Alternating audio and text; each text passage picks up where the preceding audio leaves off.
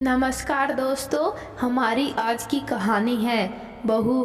तुमने अकाउंट से इतनी बड़ी रकम बिना पूछे कैसे निकाल ली? मुझे मालूम है कि अपने पापा के इलाज का पूरा खर्चा बहू ने खुद उठाया है। ऑफिस के काम से शहर से बाहर गए बेटे सुमित के लौटते ही माँ सुधाजी ने पूछा, नहीं, आरती से इस विषय पर कोई बात नहीं हुई।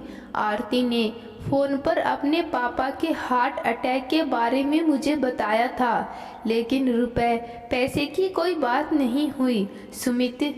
बात नहीं हुई, सुमित बोला। अरे बहू ने मुझसे भी पूछना जरूरी नहीं समझा। माना कि वह खुद कमाती है, लेकिन पैसे खर्च करने से पहले पूछना तो चाहिए।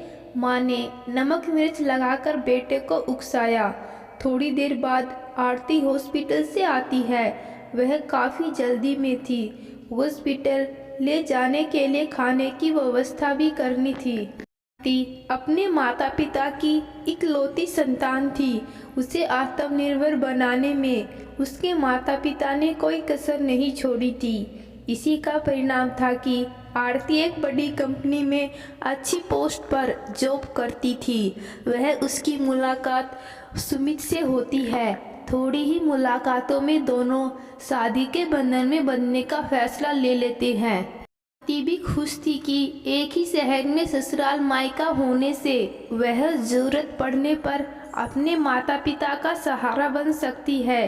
आरती के ससुराल में पति सुमित, सास सुधाजी, देवर अतुल, ननद पलक थे। आरती सास को मां सम्मान देती और देवर ननद से छोटे भाई बहन सा स्नेह रखती। देवर की पढ़ाई और ननद की शादी में आरती ने खुशी से अपनी सेविंग खर्च की। अपने पति का पूरा साथ दिया। ननद की शादी और देवर की नौकरी लगने के बाद ही उसने मां बनने का फैसला लिया, ताकि वह अपनी जिम्मेदारी अच्छे से निभा सके। शादी के 5 वर्ष बाद एक बेटी की मां बन गई। एक दिन उसकी मां का फोन आया कि उसके पापा को अचानक सीने में तेज दर्द उठा है। आरती फौरन अपनी बच्ची को सास के पास छोड़ मायके जाती है और बिगड़ी हालत को देखते हुए पापा को हॉस्पिटल में भर्ती करती है। के घर आते ही सुमित तीखे स्वर में बोला, आरती, तुमने अकाउंट से इतनी बड़ी रकम बिना किसी से पूछे कैसे निकाल ली? सुमित, उस समय मुझे जो सही लगा मैंने किया।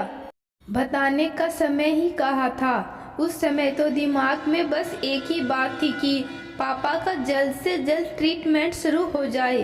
डॉक्टर ने फॉर्म भरवाया और पैसे जमा करने को कहा।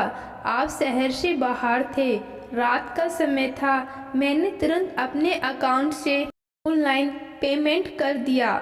मैं क्या उस समय आप भी होते यही करते? आरती ने अपना पक्ष रखा। इसका मतलब तो यह हुआ कि तुम कमाती हो, इसलिए खर्च करने से पहले तुम्हें किसी की इजाज़त लेने की ज़रूरत नहीं। आखिर तुम्हें पैसे देने की ज़रूरत क्या थी? हमारे चाचा जी भी तो इसी शहर में रहते हैं, वह पैसे जमा कर देते। सुमित बेसिर पैर की बातें करने लगा।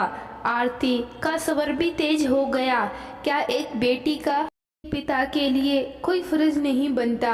अपने पास पैसा होते हुए भी चाचा जी के पास पैसे मांगने जाती?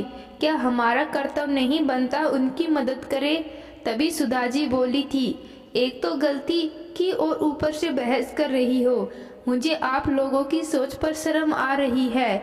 मेरा साथ देने की बजाय आप हॉस्पिटल की बिल की पड़ी है। जब देवर की पढ़ाई और ननद की शादी में मैंने अपनी मर्जी और खुशी से खर्च किया तो वह सही था, और अपने पिता की मदद करना गलत कैसे हो गया?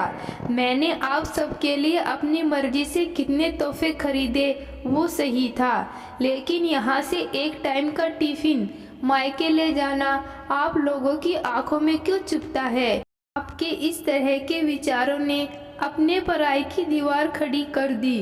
भगवान ना करे अगर कल को हम किसी मुसीबत में फंस जाए तो क्या ननद पलक हमारी मदद को आगे नहीं आएगी? उनका फर्ज नहीं होगा कि वह हमारी मदद के लिए आगे आए।